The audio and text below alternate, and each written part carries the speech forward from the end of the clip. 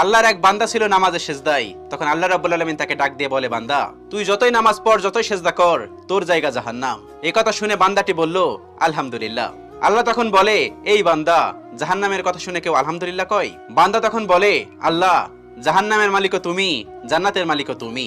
তুমি আল্লাহ খুশি হয়ে যদি আমাকে জাহান্নামও দাও, তাও আমার আপত্তি করার কোনো অধিকার নেই। আল্লাহ তখন বলেন, বান্দা, জাহান্নামে গেলে তুই পুড়ে যাবি, তোর খুব কষ্ট হবে। বান্দা তখন বলতেছে, আল্লাহ, কষ্ট শুধু আমার হবে না, তোমারও হবে।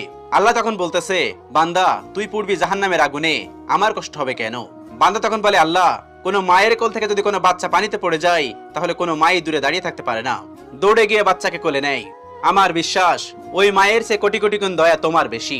আমাকে জাহান্নাম দিলে তুমিও আল্লাহ শান্তি পাবে না। আল্লাহ তখন বলে, বান্দা, এই দলিল তুই কই পাইলি?